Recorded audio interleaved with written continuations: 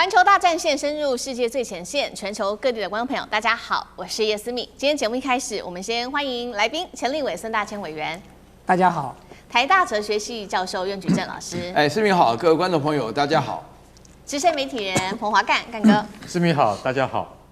好，观众朋友，今天持续关心中东的战事，现在谈判难道只是一个烟雾弹吗？美国跟伊朗之间的这个终战日现在进入倒数了，美军在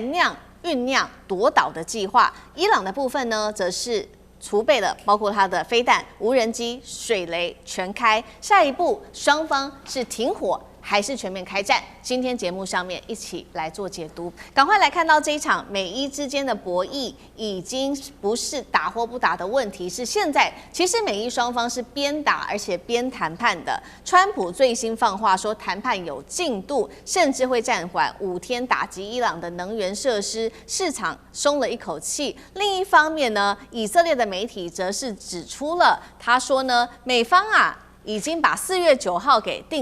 定为终战日了，真的吗？这是美方所提出来的一个时间吗？另一方面，我们持续来看到，难道现在伊朗方面的态度真的软化了吗？来自于英国伊朗媒体所做的一个报道说，伊朗的外长已经自己证实说，最高领袖穆吉塔巴已经点头了，同意可以跟美国方面来进行谈判，甚至不排除会达成协议。但是另外一方面，我们今天又收到一个最新消息，有来自伊朗军方的说法，伊朗军方相对于穆吉塔巴就非常的鹰派了，他是说否认有和美国在议和，还酸了川普说自己跟自己谈判，把失败当成协议。好，这是来自于伊朗军方的最新说法。美方提出了什么样子的条件来跟伊朗做这个和平谈判的一些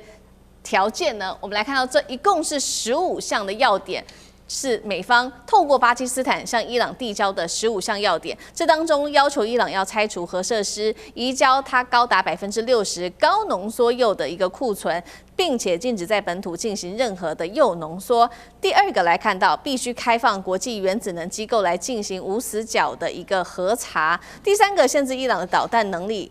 最后，我们来看到要求伊朗停止对地区的盟友武装团体的各方支持，确保最后是这个，确保荷姆兹海峡的航道要维持开放，禁止任何的军事武装。但重点是，伊朗也有对美方提出了非常多的要求，美国可以达到吗？节目一开始先请教委员怎么看？伊朗这时候点头，来自于媒体的报道说这个有意可以跟美国来做和谈，这是在准备让步，还是他拖时间？现在酝酿还会有更大一波的攻击呢？就美伊双方现在对彼此开出来的条件来看，双方有可能达成停战吗？委员怎么看？伊朗在此时此刻恐怕很难跟美国有可能来进行停战的协商哦。为什么的原因很简单哦，就伊朗在这场战争当中，他们已经牺牲太大了哦，他们已经付出太多了。那么其实伊朗跟美国和以色列讲直白了就是血海深仇了。那么而且现在的这个整个的伊朗已经进入了全国军民同仇敌忾的这种状态哦。那么任何一个领导人，我想恐怕都很难在这个时刻忽然来一个法夹弯说大家等一等我们现在坐下来跟美国谈谈看吧那你更不要提到说从去年到今年，伊朗被美国和以色列偷袭，都是在谈判过程中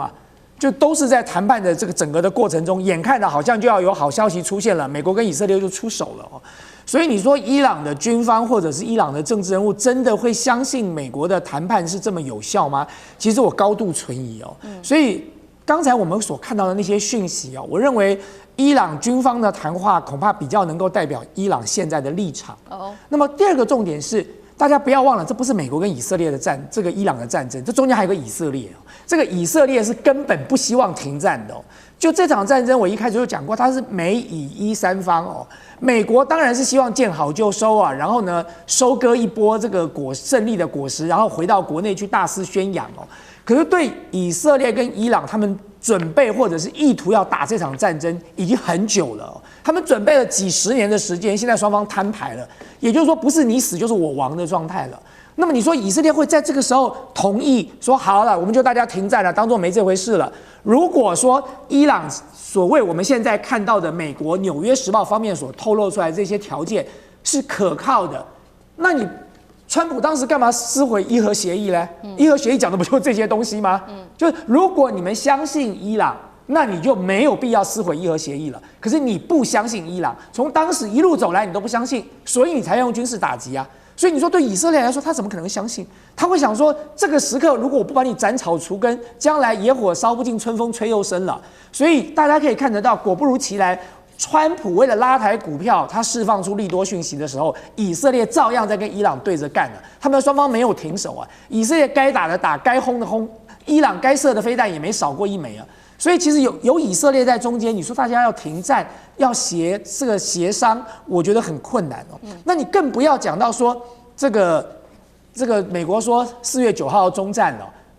终战这件事情大家就川普的话，大家就听听就算了，因为川普过的时间可能跟我们不一样就是人间一天，地上1000年啊。就川普他所提出来的这个乌克兰战争的终战日期，大家如果印象还记得的话，不晓得延后了过多少次到现在还在无穷无尽啊，还没有到终战的那一天。所以我无法理解川普的4月9号跟我们人间的4月9号真的是不是同一天？那但是重点来了。你说双方的条件能不能谈得拢，这才是关键啊！我刚才说过了，美国所提出来的条件是什么？是叫伊朗自废武功啊，要伊朗停止对真主党、停止对整个中东地区这些盟友势力的支持。伊朗怎么吞得下来呢？各位知道，之所以会有这个真主党，之所以会有所谓的这个也门胡塞组织，最主要的原因是因为巴勒斯坦被以色列屠杀这才是真正的关键呢。所以 Jeffrey Sachs 在接受访问的时候，他说过，要解决中东战事唯一的办法就是让以色列建国。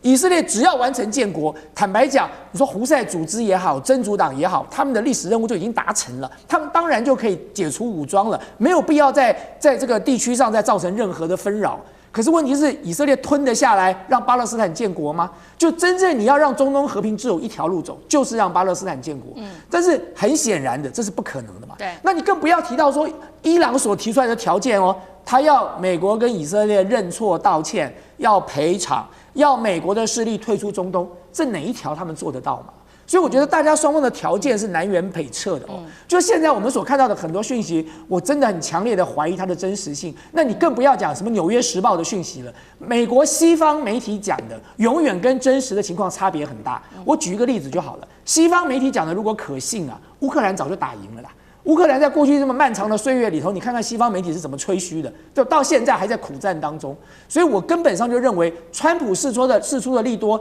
坦白讲，只是为了拉抬股市，因为他经不起股市再这样暴跌了。那么股市拉抬起来之后，大家再慢慢搞嘛，反正先拉起个2000点，然后再跌回个2000点，再拉起个2000点，再跌回2000点。所以最后我要讲的是，双方其实并没有打算停战。如果真的，美国就不用调兵了。美国的部队要调到这里去，至少需要3个月。所以现在川普在现阶段，他没有足够的地面部队去做进一步的进攻，他当然释放这种讯息来麻痹对手啊。伊朗不是白痴，他不会上当啊。是好，首先看到美国跟伊朗各自提出来的条件，现在看起来双方要达成一个停战，落差实在还是太大的。那另外一方面，嘴巴上面喊说双方要停战，但是两方美国跟伊朗现在竟然都是各自在积极的备战当中，而且是大动作的在备战。我们先看到伊朗，再看美国。伊朗现在呢祭出新一波的报复行动他说呢，现在正式的伊朗呢已经由所谓的防守转为正式要做攻击了，并且宣布展开真实承诺4的第79轮攻击，锁定的当然还是针对了美国跟以色列，包括它多个战略的设施，像是以色列军方的卫星接收系统，还有位在约旦、巴林、科威特境内的所有的美军基地。再来看到在美军的部分又做了哪一些动作？昨天我们特别谈到了说，他们正在等待的就是他们的2栖的突袭舰，还有5000位的这个陆战队要到位。那五角大厦最新做出了一个评估，除了昨天我们特别提到2栖突袭舰跟陆战队之外，还有第82空降师。接下来这一些势力会指导伊朗附近的3个小岛，包括了石油命脉哈格岛之外，还有大通布跟小通布群岛，为登陆战做准备。针对这个登陆战，我们也来看到是很多位的美军的指挥官，跟《纽约时报》做了一个分析。说，有鉴于目前哈格岛的机场在2周前被美军空袭中损坏，所以呢可能会由陆战队来打头阵，之后再由空军的这个运输机负责运送军备补给跟部队，最后会由82空降师扮演强化陆战队的角色。但是其实我们看到美国智库自己都很不看好美军的这一项地面战的登陆计划。来自于 CSIS 特别做的一个分析指出，就算美军好，你今天很成功的登陆到岛上好了，也不代表你赢，因为哈格岛实在是距离伊朗太近了，只有数十公里的一个距离，伊朗可以使用它的飞弹、无人机、它的快艇、水雷，全部去持续的骚扰你的补给舰，最后把美军给逼退。所以针对于这个美军接下来会如何做这个跳岛3个小岛的一个夺岛攻击，战情要请干哥来帮我们做分析。另外一件事情是最新消息，昨天 B-52呢，在这个紧急发生了这个紧急降落的事情，还有美军的多架战机也都出事了，代表空军它的空优已经松动了吗？在这样的情况之下，伊朗是不是就更有办法用它的导弹啊、无人机这些做所谓的饱和攻击？干哥怎么看？我实在很不愿意承认，大前委员他认为说美国不会，就是说我今天打了你之后，然后我就现在又要跟你和谈，那你调兵要干什么？其实调兵有一定的意义在，也就是说，如果今天我把这个岛先占下来的话，我现在就会有了谈判的筹码。然后，所以你知道，我们昨天有提到了，就是说2艘2栖突击舰带了总共5000名陆战队的官兵，但是这陆战队的官兵有一个弱点，就是说他没有重武器。也就是说，人可以上去美国海军陆战队是真正打过诺曼底登陆的，所以他们现在如果说上去了之后，那你要怎么样巩固他的滩头？伊朗有多种手段可以对付你，水雷攻击布雷无人机甚至导弹可以瞄。他的导弹不是在哈格尔岛也不在大小通布岛他在哪里？他的远在可能是伊斯法罕那边，那个好几百公里之外。那我请问你一下，航空母舰能不能打到那个地方？你要先把它调来，你又怕它用飞弹打你，这个就是什么？这就是像我们在跳一个 tango， 你知道吗？你进我退，所以实际上这个还要花很多时间。所以老实讲一句，说这时候美国寄出了我们先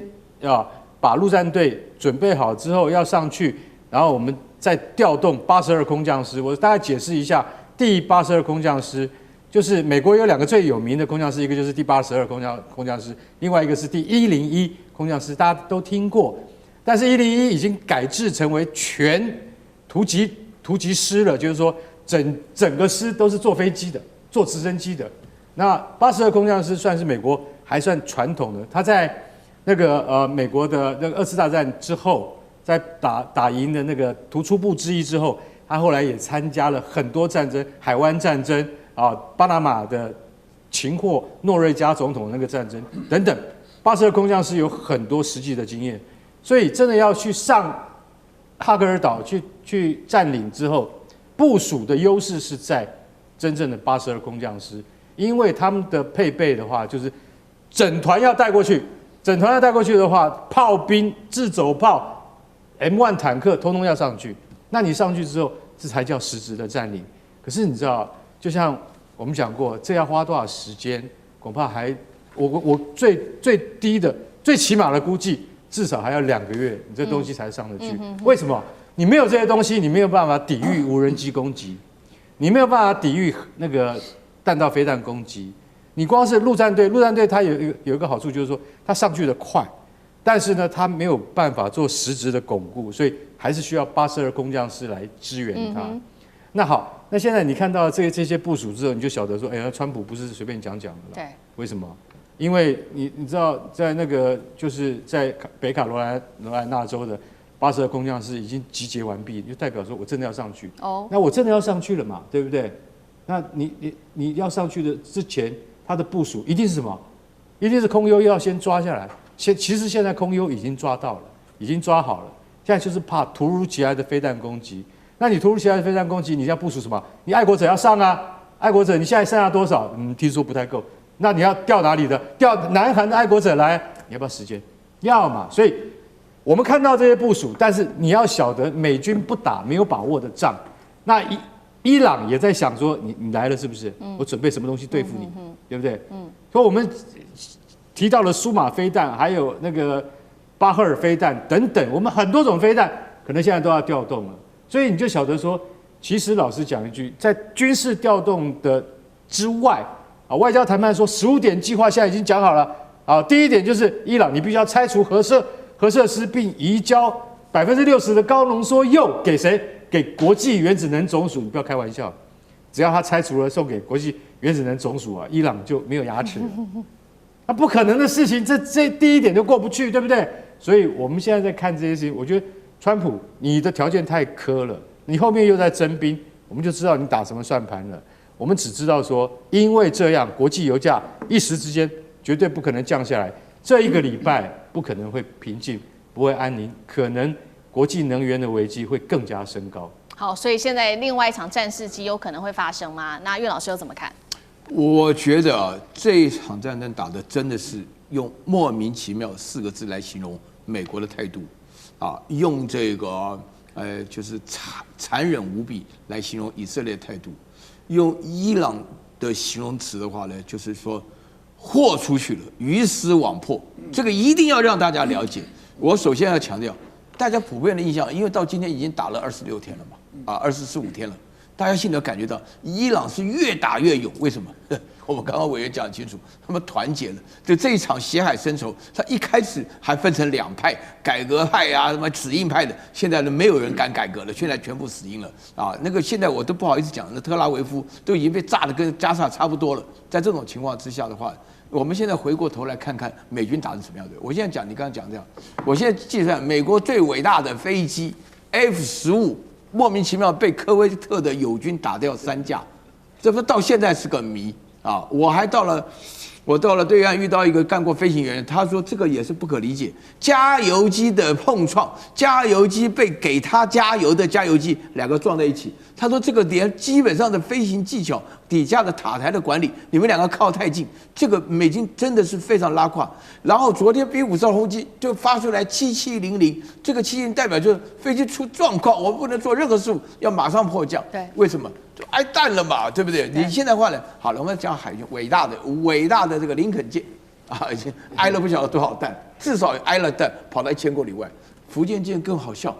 从电磁弹射失败就算了然后这个厕所不通，那就勉强吧但是洗衣房烧火，洗衣房烧30个钟头，然后那个厕所里面挖出来的有毛巾，有一大堆有衣服。自己人干。对了，你现在不是我们现在讲，我们原来都相信美军是所向无敌的，对不对？一觉得美军一站出来，我看现在全世界大概实际上少数几个人相信美军所向无敌，就他跟高市早苗还相信，其他我都发觉，我刚刚举这个例子都是活生生的例子，这个足以证明美军本身的。我得到一个结论了就是说美军基本上海空军这么强的武器，人员的训练真的很差。真的很差，大家心里要明白。那你这个怎么登陆你怎么登陆你搞成这个样子。而且最好笑的是大家再回溯几天的新闻看看，那个时候川普很高兴的对外宣布说，我们的这个取得了制空权，然后我们轰炸了哈格岛，而且我们把他的机场摧毁了。当时他讲完这个话之后，美国前情报官员在西方的视频里头就在那边笑，他说：“你去摧毁人家的机场干嘛？”这个伊朗已经没有什么空军了，那个基地呢，就是将来给你要降落的时候可以做运补的，就你莫名其妙的把那个跑道给炸毁了，所以呢，你的 C-17没有办法降落，你只能够用老旧的 C-13洞，可能这么短的跑道才能够适合。他当年如果没有炸这个跑道，没有把它炸掉的话，他现在有这么辛苦去登陆吗？早就登陆了。反正很蠢就对了，没办法讲。好，谢谢老师。那我们休息一下，马上回来。地缘政治、美中之争、战略价值、强权崛起、小国生存，现在与未来洞悉事件走向，掌握世界脉动，全球观点尽在环球大